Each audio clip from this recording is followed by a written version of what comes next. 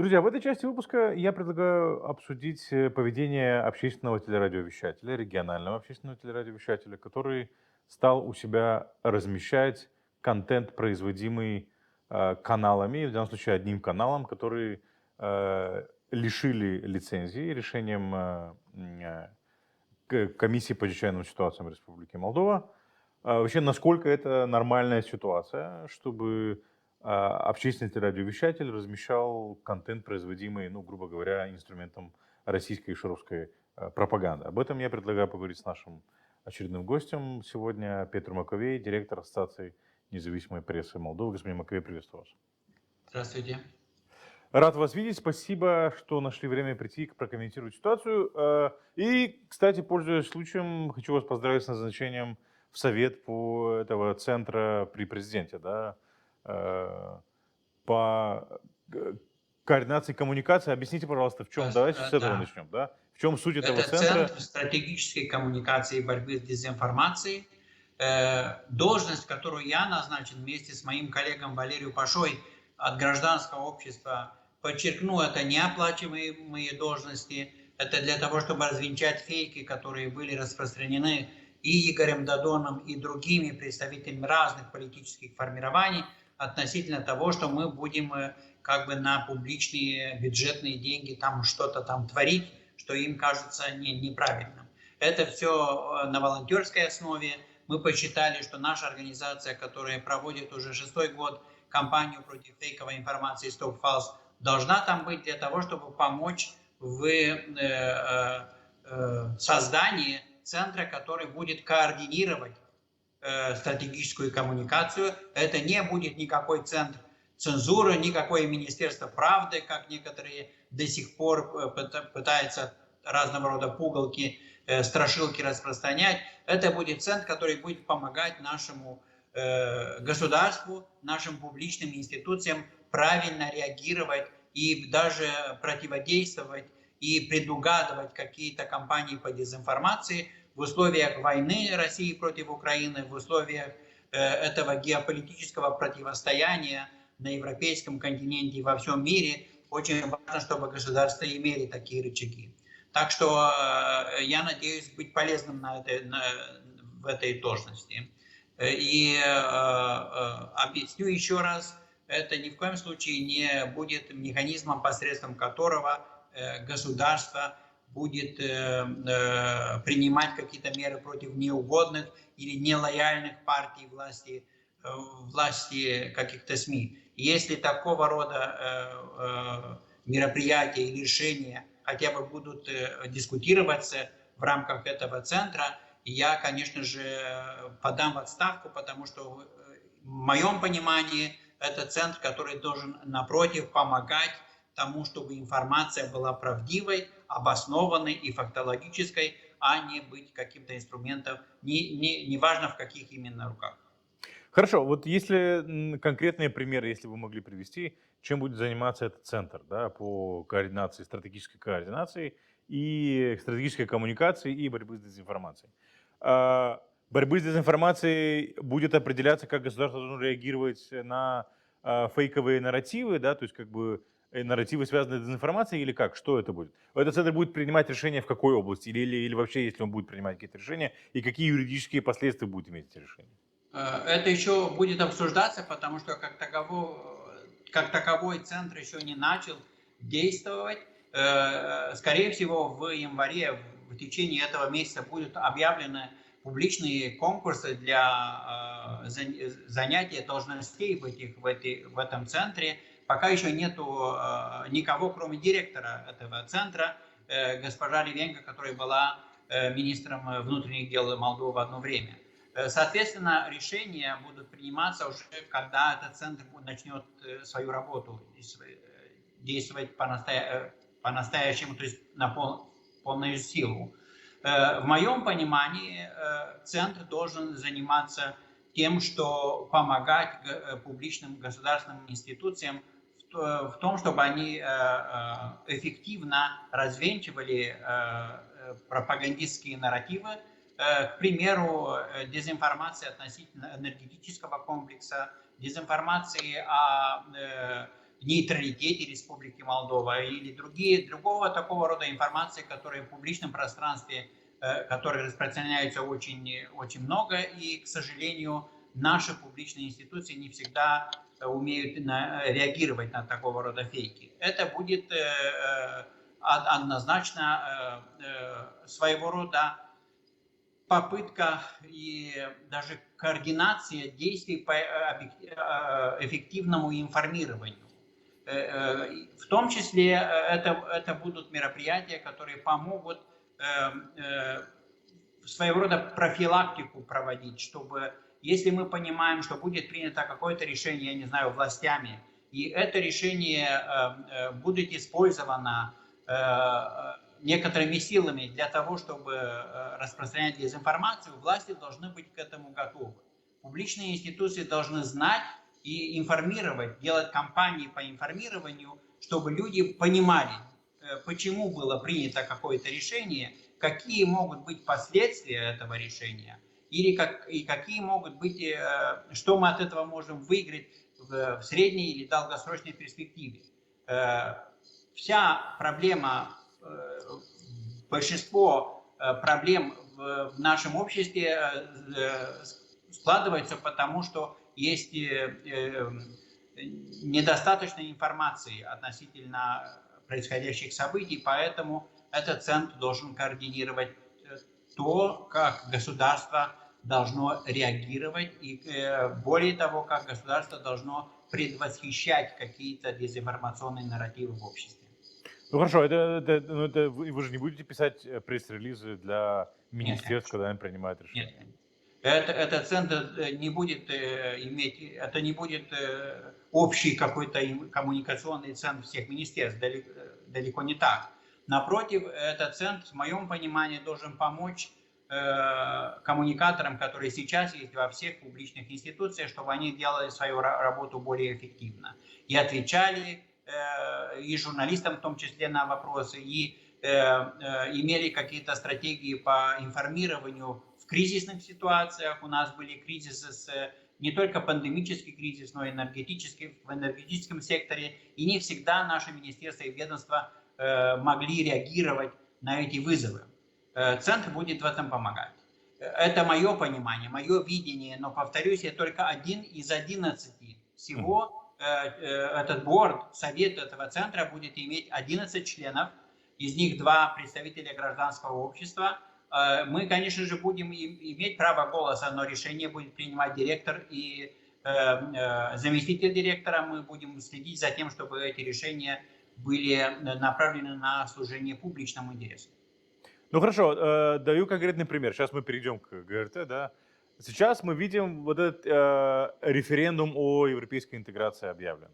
Мы видим, что есть попытка каким-то образом увязать это, или вообще в целом процесс европейской интеграции, увязать с потерей независимости, суверенитета и каким-то образом с нейтральным статусом Республики Молдова. Вот для таких вот нарративов будет давать ответ Центр? В моем понимании, да, для такого рода нарративов должны быть какие-то национальные кампании, которые были бы хорошо продуманы и которые объясняли бы на популярном, доступном языке гражданам Республики Молдова разных национальностей, разных политических взглядов и разных социальных слоев, для чего нужна Молдове евроинтеграция, какие, опять же, повторюсь, какие могут быть в долгосрочной перспективе, что Молдова выиграет от процесса евроинтеграции, почему это никоим образом не связано со вступлением якобы Молдовы в НАТО. Это 2 разные категории, будем так говорить, но, к сожалению, те, которые пытаются нами манипулировать, почему-то это связывают для того, чтобы вывести как бы какой-то дать негативный оттенок всему этому. Именно с моей точки зрения этот центр должен помочь. Именно это и есть стратегическая коммуникация, то есть коммуникация, которая направлена на стратегическое, имеет какую-то стратегическую важность и направлена не обязательно на сегодняшний день. Потому что ежедневное развенчивание фейков, это делают и хорошо настроенные журналисты, и компания StopFalse, и вы это делаете в Nocta, и другие медиаорганизации. Но для того, чтобы гарантировать, что в какой-то средней и долгой перспективе наша страна, жители нашей страны не будут жертвами манипуляций или уменьшить импакт, то есть уменьшить влияние дезинформационных нарративов на наше общество. Хорошо, а как вы думаете, сейчас Россия каким-то... Ну, Россия, потому что оттуда исходят основные дезинформационные нарративы. Ну, то есть как бы противники европейской интеграции здесь, в Республике Молдова, и за ее пределами. Именно европейская интеграция Республики Молдова. В этом году в контексте того, что вот президент объявила или предложила провести референдум, как вы думаете, будет идея или попытка дискредитировать сам референдум или попытка дискредитировать саму идею европейской интеграции? Как вы это видите? Будут попытки и дискредитировать сам референдум, и это уже происходит. И бывшая Башкан Гагаузия в том числе пытается все это, даже сегодня или вчера, когда была была пресс-конференция, она пыталась каким-то образом и статус нейтралитета туда ввести. Они искусственно пытаются навязать людям идею о том, что Евросоюз это какая-то военная организация, и если мы вступим в Евросоюз, то это означает чуть ли не вступление в НАТО. Это, конечно же, фейковый нарратив, это попытка манипулирования общественным мнением. И именно для того, чтобы уменьшить влияние такого рода нарративов, я думаю, что государство обязано делать какие-то кампании по информированию. Что касается российских пропагандистских инструментов, которые будут использованы и сейчас используются, конечно же, идея о созыве референдума немножко усложнила задачу пропагандистам и их рупорам тут в Молдове, но я уверен, что они только нарастят свои обороты с тем, чтобы попытаться, насколько можно, дискредитировать и нынешнего президента, конечно же, это постоянный процесс с момента ее избрания, но и саму идею евроинтеграции, которую гораздо сложнее дискредитировать, но однозначно они будут педалировать, будем так говорить, или настаивать на каких-то старых нарративах, как то ЛГБТ-пропаганда или другие такие старые песни о главном в кавычки, да, которые использовались и раньше, но, скорее всего, в течение этого года мы будем с вами свидетелями того, что эти нарративы будут обрастать новыми какими-то псевдоаргументами и псевдодоказательствами для того, чтобы попытаться и уменьшить количество людей, которые проголосуют «за» на референдуме, и, соответственно, уменьшить количество людей, которые поддержат Майю Санду на президентских выборах. Окей, возвращаясь теперь уже переходя к тому, что мы наблюдаем на ГРТ. Ну, наверняка вы успели проверить, ну, посмотреть в социальных сетях, в интернете. Мы обратили внимание на то, что на ГРТ появляются те передачи, которые раньше транслировал Примул, производил Примул, теперь появляются на ГРТ. И в интернете появляются, ну, допустим, та же передача с Бельченковой, да, та же передача с Виарелом Корнелом Чуря, да, на Примул. Они теперь появляются под плашкой ГРТ.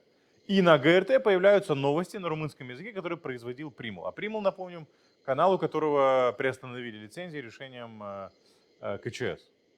Как вообще вы расцениваете эту ситуацию? Насколько это вообще нормальная ситуация? Ну, с одной стороны, это однозначно свидетельствует о том, что, к сожалению, общественное телевидение Гагаузии перестало быть общественным телевидением. Это телевидение, которое контролируется теми же людьми, которые контролируют первый Примул Молдова. Да. Никому для них не является секретом, что Илон Шор, в принципе, стал владельцем... Не является секретом, что Илон Шор, в принципе, стал владельцем этого медиаресурса. Таким образом, приходится констатировать, к сожалению, что публичное телевидение ГРТ является ресурсом, который контролируется Шором. И это было, в принципе, известно и потому, кто является человеком, который председательствует в наблюдательном совете. И видя, что лица, которые работали на Шора,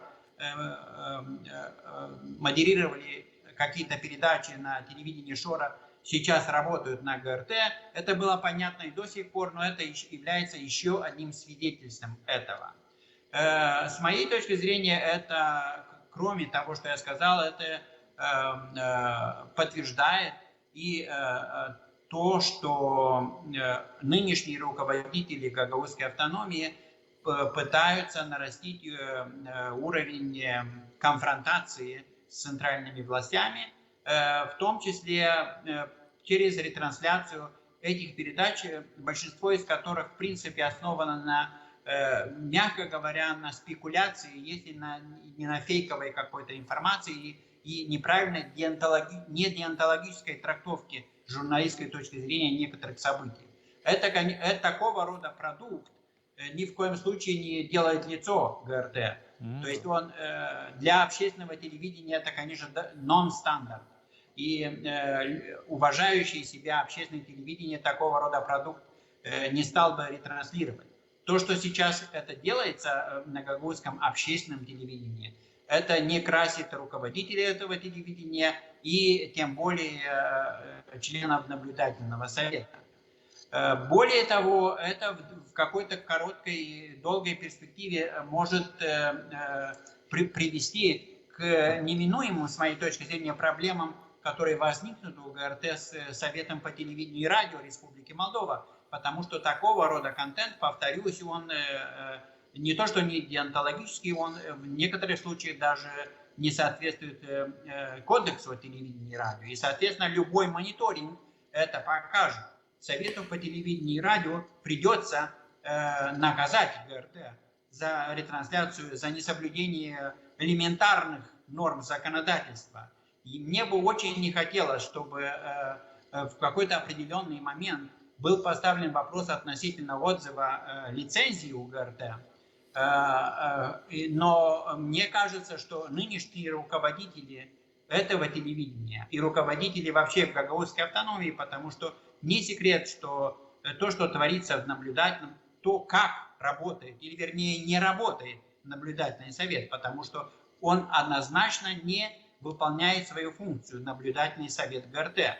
Если бы он выполнял свою функцию, не было бы очень многого из того, что случилось в 2023 году. Давайте вспомним, что никакой, но тогда был другой горе-руководитель этого наблюдательного совета, который сейчас является как бы правой рукой Башкана и пытается, опять же, через фейковую информацию идет на явную конфронтацию с центральными властями. Но мне бы, повторюсь, мне бы очень не хотелось, чтобы был поставлен вопрос об отзыве лицензии, потому что это все-таки публичное телевидение. Но тот факт, что ничего публичного из ГРТ не осталось. Ну, там очень мало осталось из того, что является сутью общественного телевидения.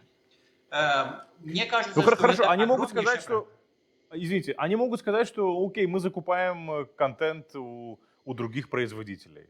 Да, тем более, что есть в законе предусмотрено, что обязательно закупать. Но в законе не прописано, что мы должны покупать некачественный контент. Все равно, какой контент ты закупил, ты должен соблюдать нормы закона. А в законе прописаны нормы, которые должны соблюдаться в контенте телевидения. Слава Богу, что они у нас есть. С этой точки зрения наш кодекс о телевидении и радио, мне кажется, очень хорошим документом. Вернусь к тому, что я говорил ранее. Мне кажется, что нынешние руководители и ГРТ, и наблюдательного совета, они специально создают такую ситуацию, накаливают ситуацию для того, чтобы довести конфликт, неминуемый конфликт между ГРТ и Советом по телевидению и радио, довести, я не знаю, до точки кипения, когда может быть поставлен вопрос об отзыве лицензии. Повторюсь, я далеко не сторонник такого рода решений, но мне кажется, что общественное телевидение ГРТ перестало быть таковым. Соответственно, это еще одна медиаструктура Илана Шора, и все более и более становится таковым. мне очень жаль это констатировать, я знаю многих хороших журналистов, которые работают сейчас на ГРТ и которые вынуждены практически выполнять непонятные, несвойственные журналистам функции и, в принципе, поддерживать с информационной точки зрения политику конфронтационную, которую проводит Илон Шор и его сторонники в Гагаузской автономии. Ну, это попытка использовать, эксплуатировать региональный бюджет, потому что бюджет ГРТ запросили на 2024 год в пределах 10,5 миллионов лей. Ну, Михаил, это же не первый такого рода случай. И нынешняя Башкан Гагаузии использует бюджет Гагаузии для политических каких-то кампаний далеко не впервые, не первый раз.